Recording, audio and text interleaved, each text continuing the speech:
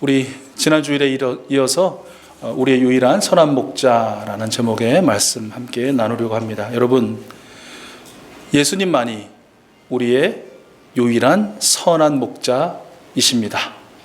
아멘. 이 말씀은 우리에게 다른 목자는 없다는 말인 것이죠. 선한 목자이신 예수님 외에 그 누구든 스스로 목자라고 칭하든지 또 다른 이들에게 목자라고 불리는 것을 원하거나 좋아하는 사람이 있다면 그는 가짜이거나 사이비입니다. 다시 한번, 우리의 유일한 목자, 선한 목자는 우리 구주 예수 그리스도님 한 분뿐입니다. 목사를 가르치는 호칭 중에 하나님의 종, 주님의 종이라는 그런 말이 있죠. 잘 아시죠?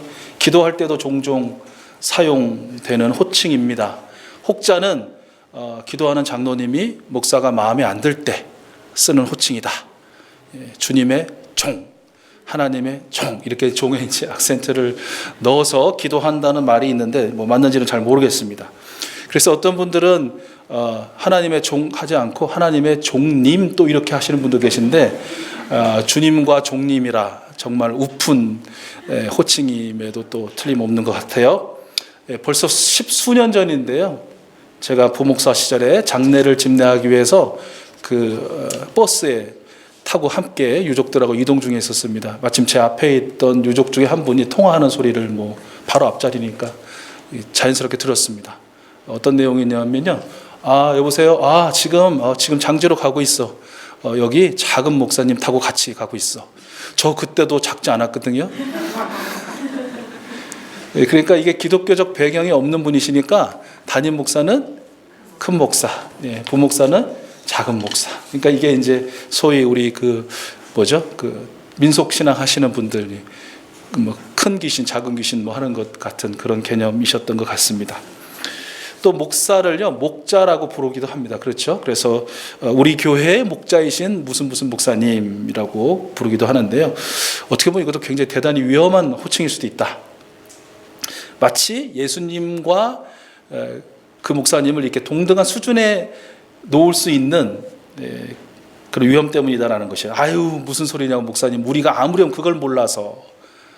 예수님은 우리에게 유일한 선한 목자이신 크신 목자님이시고, 그냥 우리 목사님은 우리 교회를 인도하시는 그냥 작은 목자 수준의 그런 개념으로 우리가 하는 거지, 무슨 우리가 목사님을 예수님 수준의 동등한 레벨에 올려놓고 하는 거 아니다라고 할 수도 있겠지만, 그러나 이것이 이제 한 번, 두 번 하다 보면요, 자신도 모르게 앞에서 기독교적 배경 없이 큰 목사, 작은 목사 한 것처럼 큰 귀신, 작은 귀신 하는 그런 개념이 들어갈 수도 있는 위험성이 분명히 있다라는 것이에요. 그러면 목사가 하나님의 종이라고 해도 안 되고, 종님이라고 해도 안 되고, 크다 작다 해도 안 되고, 목자라고도 안 되고, 그러면 우리 목사를 뭐라고 불러야 되느냐? 뭐라고 불러야 할까요? 양이라 하면 됩니다. 양. 한번 해보세요. 양. 그래도 양 하면 좀 이상하지 않아? 양님이라고 해야 되나? 그럼 아까 종님하고 똑같아지는 거니까 그냥 양이라고 하면 됩니다. 그게 정답입니다. 우리 목사도 누구의 양이다? 유일하신 선한 목자이신 예수님의 양이다. 어떤 분들은 그러면 나도 양, 너도 양, 성도도 양, 목사도 양, 맘먹어도 되겠네? 소위 어린 아이들 말로요. 맘먹으시면 됩니다. 전혀 문제가 안 됩니다. 그런데 우리 예수님께서 이미 말씀을 통해서 우리에게 가르쳐 주시고 우리가 여러 번 반복해서 들었지만, 목사는 유일한 선한 목자이신 예수님의 사랑과 인도하심을 받는 많은 양들 중에 같은 양으로서 기도하는 일과 말씀을 섬기는 일에 헌신하고 성도를 준비시키는 일에 그 일의 사명을 받은, 그 일을 사명으로 받은 한 마리의 양이다라는 것이고요. 바로 여러분이 유일한 선한 목자이신 예수님의 사랑과 인도하심을 받는 양으로 각각의 은사에 따라 봉사의 일을 하여 그리스도의 몸을 세우는 일을 사명으로 받은 또 여러 양들 중에 한 마리의 양이다라는 것이에요. 예수님께서는 각각의 사명을 준 양떼를 이끄시는 유일하신 선한 목자이시고요. 그분은 우리에게 서로 사랑하고 내가 너희를 사랑한 것 같이 너희도 서로 사랑하라, 모든 겸손과 온유로 하고 오래 참음으로 사랑 가운데 서로 용납하고 평안에 매는 줄로 성령이 하나 되는 것을 힘써 지키라 말씀하시고요. 또 서로 돌아보아 사랑과 선행을 격려하라 라고 말씀해 주십니다. 주님의 양된 구성원 모두가 결국 서로 사랑하고 서로 용납하고 서로 격려하고 하나가 되어라 라는 그런 말씀인 것이죠. 제가 무슨 말을 하고 싶어갖고 앞에 이렇게 장황하게 말씀을 드렸을까요? 교회는 계급사회가 아니다라는 것입니다. 다시 한번, 교회는 계급사회가 아닙니다. 성도에서 집사로 올라가고 집사에서 권사나 안수 집사로 올라가고 그리고 일반 성도로서 올라갈 수 있는 최고의 자리인 장로에 올라가고 또 장로 위에 목사가 있고 아니라는 것이에요. 결코 아니라는 것이에요. 교회는 우리가 잘 알고 있듯이 유일한 선한 목자이신 예수 그리스도의 사랑과 인도하심의 축복 가운데 예수 그리스도의 지상 명령에 따라 그 명령을 이 땅에서 이루어 드리는 한 몸 공동체, 한 몸 유기체다라는 것입니다. 지난 주간에 한 교회가 언론에 아주 떠들썩하게 보도되었는데요.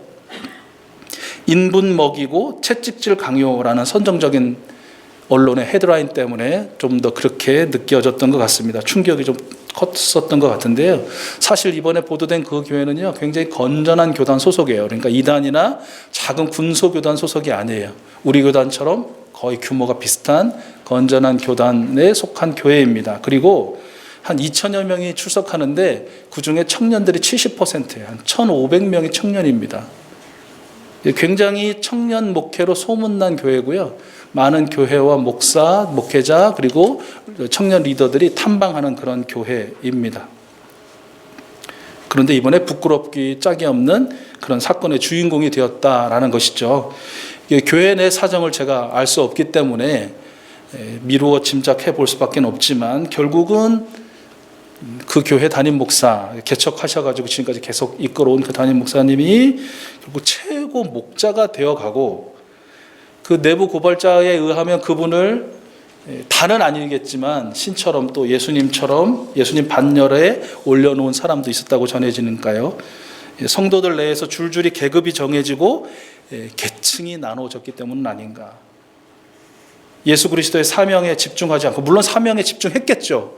그러나 그것이 변질되면서 사명이 목적이 안 되고 사명이 도구가 되어서 공동체 내의 리더라는 그 계급 성취가 그들의 유일한 교회 출석과 또 훈련과 열심의 목적이 되도록 누군가가 유도했기 때문은 아닌가 싶습니다. 그 시작이 제 아무리 선한 의도요 또 성경적인 가르침에 충실한 출발이었다 하더라도 어느 정도 합당한 열매를 맺었다 하더라도 그러나 그것이 순간적으로 급속하게 얼마든지 변질될 수 있고 또 오염될 수 있는지 보여주는 사례라고 생각합니다. 우리의 유일하신 선한 목자이신 예수님을 향했던 시선이 다른 사람을 향할 때 예수님께만 집중했던 우리의 귀 기울임이 다른 소리를 향할 때 예수님만으로 충분했던 내 마음이 또 세속적 욕망으로 비워질 때 스스로 목자가 되려 하는 또 되고 싶은 그리고 된 듯한 착각과 허망한 그 괴리 속에 모두가 넘어지고 또 혼란스러워질 수밖에 없다. 또 지탄의 대상이 될 수밖에 없다라는 것입니다. 여러분 다시 한번 꼭 기억하셨으면 좋겠습니다. 예수님은 우리 익수수 교회의 유일한 선한 목자이십니다. 아멘. 우리 주 예수 그리스도님만이 우리 익수수 교회의 유일한 선한 목자이십니다. 마찬가지로 우리 가정의 유일한 선한 목자는 누구시겠습니까? 예수 그리스도이십니다. 우리 가정의 유일한 선한 목자도 예수 그리스도시다 라는 것 또한 여러분 꼭 기억하셨으면 좋겠습니다. 여러분 남편이 아버지가 또는 할아버지가 가정의 목자 노릇합니까? 반대로 부인이 어머니가 할머니가 가정의 목자 노릇합니까? 아니면 많이 배우고 가장 똑똑한 자녀가 가정의 목자 노릇을 합니까? 그러면 그 가정은 백발백중 혼란의 늪에 또 다툼과 분쟁의 늪에 빠지게 될 것입니다. 불평불만과 분쟁이 끊이지 않게 될 것입니다. 누군가 카리스마를 가지고 한 번에 착착착 정리가 되고 질서가 잡히고 쭉쭉쭉 나가는 것 같은데 아니에요. 잠시 그렇게 보일 수 있으나, 순간적으로는 어떤 사건에 대해서는 그렇게 보일 수 있으나, 언젠가는 궁극적으로는 큰 분열과 분쟁의 폭발음을 낼 수밖에 없다라는 것이에요. 가족 구성원 모두가 아버지든 어머니든 자녀든 할아버지든 할머니든 손주든 남편이든 부인이든 형제든 자매든 모두가 오직 유일하신 그 가족 공동체의 유일하신 선한 목자가 되시는 예수님의 사랑과 인도하심 따라 살 수밖에 없는 예수님의 양이다. 이 진리를 늘 고백하고 늘 깨닫고 또 그런 모습으로 살아가야 한다라는 것이죠. 가족 모두가 함께 예수님의 말씀을 보고 함께 듣고 함께 귀 기울이며 함께 묵상해야 하는 것이죠. 선하심과 인자하심으로 함께 하시고 역사해 주시기를 모두가 함께 예수님께만 간구해야 합니다. 그리고 보여주시고 들려주시는 대로 힘을 모아 마음을 함께하여 순종해야 하는 것이죠. 예수님은 나의 목자시니 내게 부족함이 없어라 늘 찬양하고 또 예수님과 함께 영원히 살겠노라 다짐을 이어가야 할 것입니다. 예수님의 말씀에 즉시 반응하는 훈련을 더욱 힘써야 할 것이고요. 한 생명을 위한 중보와 축복을 게을리하지 않아야 할 것입니다. 남편은 예수님이 교회를 사랑한 것 같이 아내를 사랑하고, 아내는 교회가 예수님께 순종하듯 남편에게 순종하고, 부모는 주님의 훈계와 훈련으로만 자녀들을 가르치고, 자녀는 부모를 공경하라는 계명을 따라 부모님을 공경해야 할 것입니다. 이것이 선한 목자 되신 예수님의 명령이죠. 그리고 목자이신 예수님의 이 명령에 철저히 순종할 때 비로소 우리 가정은 푸른 초장과 쉴만한 물과 같은 곳으로 인도되는 것입니다. 우리 다 같이 한번 복창을 해보았으면 좋겠는데요. 우리 같이 한번 해보시죠. 나는 가정의 목자가 아니다.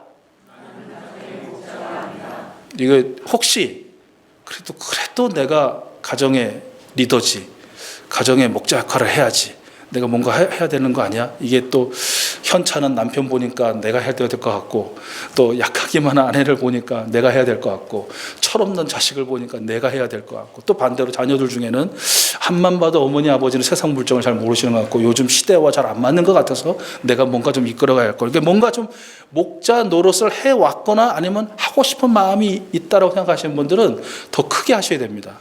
회개하는 마음으로 다시, 나는 가정의 목자가 아니다. 같이요.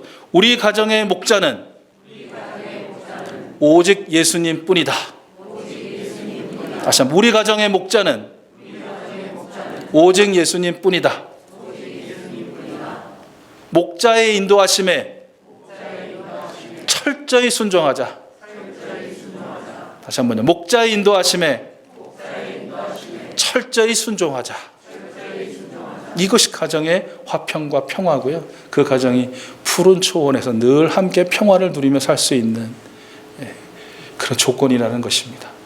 이것을 벗어나는 순간 다시 한번 누군가가 내가 목자야!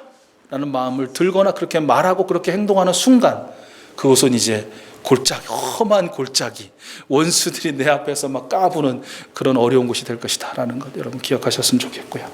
우리 예수님께서는 스스로를 선한 목자로 칭하셨죠. 오늘 말씀에도 여러 번 반복해서 말씀하세요. 그리고 이 선한 목자신 당신의 반대편에 도둑, 강도, 사꾼 있다라고 그렇게 말씀하셨습니다.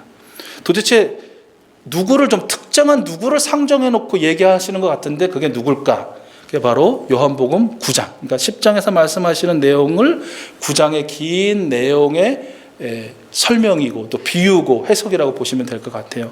이 요한복음 9장 전체는요, 우리가 너무나 잘 알고 있는 그 유명한 실로암 이야기입니다. 실로암 이야기 다 아시죠, 그죠?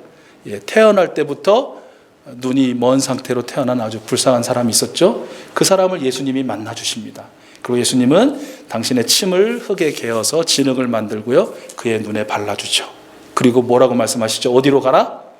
실로암으로 가라. 실로암이 무슨 뜻이에요? 보냄을 받았다라는 뜻이에요. 보내시고 보냄을 받았다라는 못으로 보내신 것이죠. 그 못에 가서 씻어라 라고 명령하십니다. 이 사람은 즉시로 혼자는 못 갔겠죠. 누군가의 도움을 받아서 실로암 못으로 갑니다. 그리고 그곳에서 씻었죠. 어떻게 되었을까요? 나을 때보다 보지 못했던 그가 이제 세상을, 사람을 훤히 볼 수 있는 그런 사람이 된 것입니다.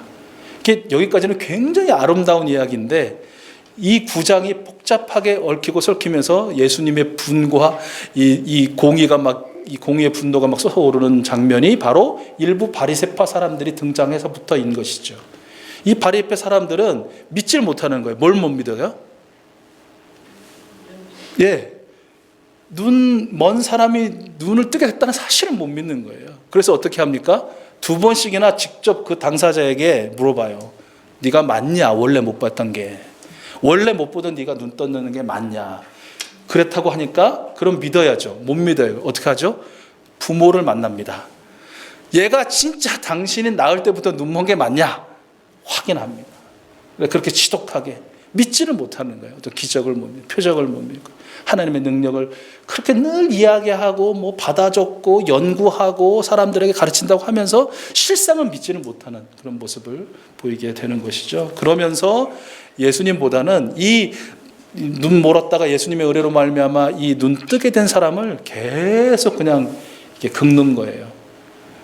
왜 눈을 뜬 것도 뭔 잘못인지, 왜 눈을 떴냐, 왜 눈을 뜨게 한 사람이 그 분명한 죄인인데, 예수란 사람인데 왜 그 사람한테 눈을 뜨게 했냐, 왜 하필이면 안식일에 그랬냐, 이거면 넌 죄다, 그리고 그를 왜 선생님이라고 또 주님이라고 부르냐, 막 그냥 온갖 모욕과 그 기쁨 가운데 있는, 그 감격 가운데 한 번도 경험하지 못하는 환희 가운데 있는 사람을 정말 팍팍 눌러서 나중에는 그냥 쫓아내버리는, 길바닥으로 쫓아내버리는 그런 일이 이어지게 됩니다. 그리고 우리가 아까 9장 함께 읽었죠. 35절 말씀. 예수님이 쫓겨난 그이가 길가에 있다라는 소리를 듣고 가서 만나주신 것입니다.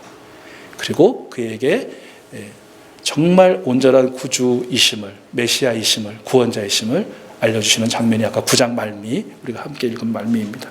이 내용들, 그러니까 예수님께서 이 9장의 내용을 다시 설명하고 하시면서 예수님과 일부 바리새파 사람들이 명확하게 대비가 되거든요. 그 대비 몇 가지를 좀 들려드리면요. 예수님은 날 때부터 눈먼 그 한 사람을 만나 주셨습니다. 그가 찾아간 게 아니고 예수님께서 만나 주셨습니다. 그런데 바리새파 사람들은요, 구하는 정말 몇십 년 동안 수없이 마주쳤겠으나 무관심했습니다. 만나 주질 않았습니다. 또 예수님은 눈먼 채 태어난 것은 그의 죄 때문이 아니다. 그의 부모의 죄 때문도 아니다. 그저 하나님께서 그에게 무엇을 하시고자 하는지를 보여주시기 위해서였다라고 말씀하셨고요. 반면에 바리새파 사람들은 분명히 그의 죄 때문이다. 그의 죄가 아니라면 그의 부모의 죄, 그의 조상의 죄 때문이라고 정죄했다는 것입니다. 또 예수님은 하나님의 능력으로 그의 눈을 뜨게 해 주셨습니다.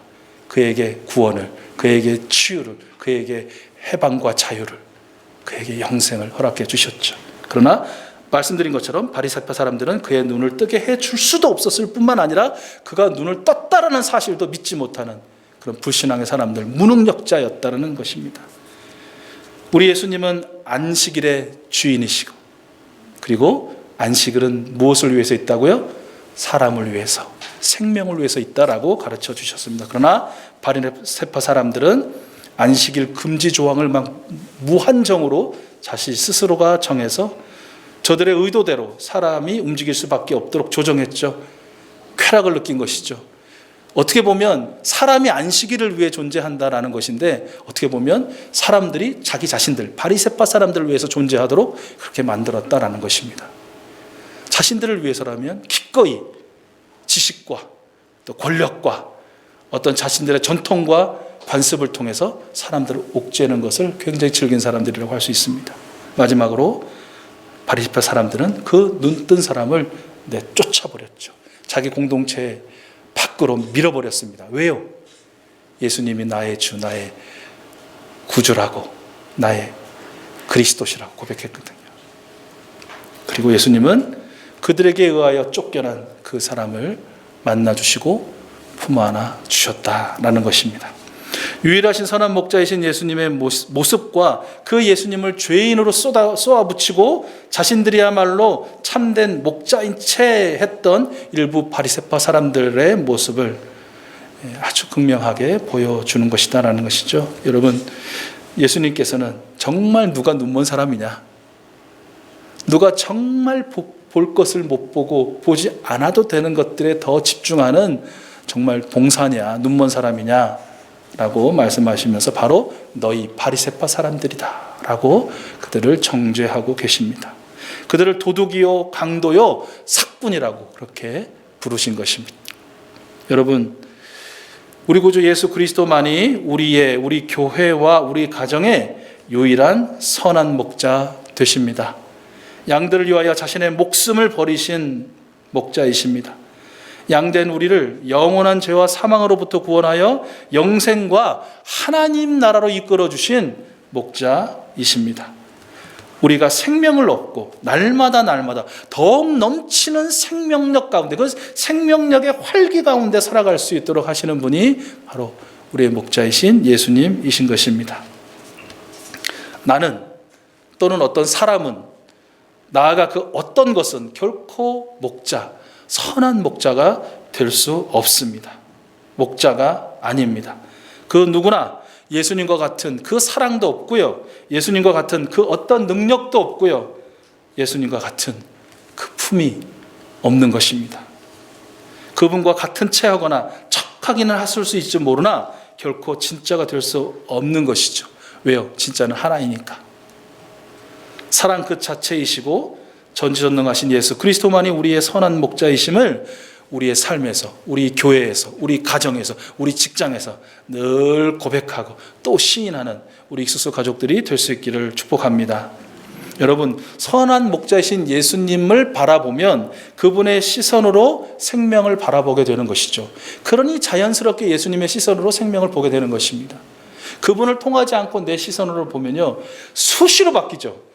어쩔 때는 그렇게 선한 시선으로 보다가도 또 금방 180도 그렇게도 표독스럽고 악하게 생명을 바라볼 수 있는 게 나라는 것이. 그래서 우리는 항상 예수님의 시선이라는 그런 필터가 있어야 되는 것입니다. 언제 그것이 우리에게 빠지지 않고 계속되느냐? 나의 유일한 선한 목자이신 예수님이라는 고백과 시인이 있을 때만이다라는 것입니다. 선한 목자이신 예수님께 귀 기울일 때 그분의 그 청각으로 다른 생명들의 소리를 듣게 된다는 것이에요. 그분의 소리에 귀 기울이지 않고는 내가 암만 내 마음을 착하게 먹고 선하게 먹고 열심을 품고 해서 사람의 소리를 듣는다 하더라도 어쩔 때는 세미한 음성의 소리도 잘 듣죠. 신음소리. 그래서 동정하고 또 사랑하고 흘려보내기도 하죠. 그러나 어떨 때는 암만 크게 부르짖고 외쳐도 귀가 멀었는지 전혀 무관심하고 무감하게 지낼 수 있는 것이 우리라는 것이. 그렇기 때문에 항상 예수님의 음성에 귀 기울이는 훈련과 또 반복과 최선을 다하라고 우리에게 들려주시고 또 우리가 그렇게 노력하는 것이죠. 선한 목자이신 예수님께 순종하면 예수님과 함께 생명을 위한 걸음이 되는 것이. 예수님과 함께 하지 않으면 내가 뭘 하는 것 같은데, 그래서 뭔가 대단한 것 같고 선한 일을 한 것 같고, 근데 아시죠? 다 하고 딱 뒤돌아보면 결국은 이제 하면서 여기가 이제 번쩍해지는 거죠. 삐삐삐 한번 하면서 뭔가 이제 아마 확진자 동선이나 이런 것들이 여러분에게 문자로 온 것 같은데요. 뭔 얘기를 하다가 제가 깜빡했는데 어쨌든 열심히 막 한 것 같은데 예수님과 함께 하지 않으면 결국은 허무해요. 왜 그런 거죠, 여러분? 뭔가 프로젝트를 하든지 어떤 교회 사역을 하든지 여러분 나름대로 어떤 열정을 품고 뭐를 했어요. 그래서 딱 이루었어요. 근데 갑자기 딱 이루는 순간 헉 하고 마음이 무너져 내리거나 좀 이렇게 허무한 경험이 좀 있으실지 모르겠어요. 우리 선생님도 뭔가 노래를 위해서 뭔가 준비시키고 막 하고 막 정말 열심히 돼서 막 사람들이 막 박수가 확 쏟아지고 쫙 했는데 딱 무대를 내려오는 순간 어쩜 그렇게 막 허무하고 막 기운이 빠지고 뭐 열심을 다했으니까 그럴 수도 있지만, 근데 뭔가 그런 거를 자세히 돌아보면 예수님이 빠지고 하나님의 은혜에 대한 감사와 그분께 올려드리는 영광이 빠져버리고 또 그분의 나라를 이 땅에 이루겠다는 어떤 그런 소망이 빠져버린 상태. 뭔가 나에게 집중했고 누군가에 집중했고 무언가에 집중한 어떤 눈에 보이는 결과에 집중한 최후다라고 봐도 과언이 아닌 것이죠. 그래서 늘 예수님과 함께, 우리 하나님과 함께 그분을 향한 사랑과 그분을 향한 신앙과 그분을 향한 영광의 마음으로 우리가 살아내자, 그 걸음을 걸어내자 말하는 것이죠. 이렇게 예수님의 시선으로 생명을 보고 예수님의 청각으로 소리를 듣고 예수님과 함께 걸음을 하게 될 때 우리 공동체인 우리 가정이, 우리 교회가, 나아가서 우리 사회가 서로 사랑하고 용납하고 격려하여 하나 되는 축복, 우리 성삼위 하나님께서 베풀어 주시는 놀라운 은총의 주인공들이 되는 것입니다. 여러분, 오늘 말씀을 정리하겠습니다. 지난주, 이번주 아마 지겹도록 들으실 말씀인데 또 들려드리겠습니다. 예수 그리스도가 우리의 유일한 선한 목자이십니다. 저와 여러분, 우리 모두는 그분의 기르시는 양이요 그의 자녀입니다. 저는 말씀을 이렇게 마무리하면서, 준비하면서 그렇고 마무리하면서 다짐해 보았습니다. 저는 가정에서, 교회에서 목자인 채 하지 않겠습니다. 또 목자 대우 받으려고도 하지 않겠습니다. 그러니까 사실 이렇게 말하면서도 그런 거 있는 거예요. 사실 들키지 않았을 뿐, 겉으로 표내지 않았을 뿐, 목자이고 싶은 그 욕망과 욕심의 뿌리가 얼마나 제 안에서 출렁거리는지 저도 잘 압니다. 그래서 그것마저도 녹여주시고 뿌리채 뽑아서 그야말로 저 바다 깊은 곳에 던져주시기를 소원하는 것입니다. 여러분, 가정에서와 교회에서와 직장 사회에서 구성으로 사시는 여러분, 여러분도 한번 다짐해 보시면 어떠시겠습니까? 오직 나와 우리의 선한 목자는 예수 그리스도요, 나는 그분의 양이다. 여러분, 우리 함께 예수 그리스도만 바라보고 예수 그리스도에게만 귀 기울이며 예수 그리스도와 살아갑시다.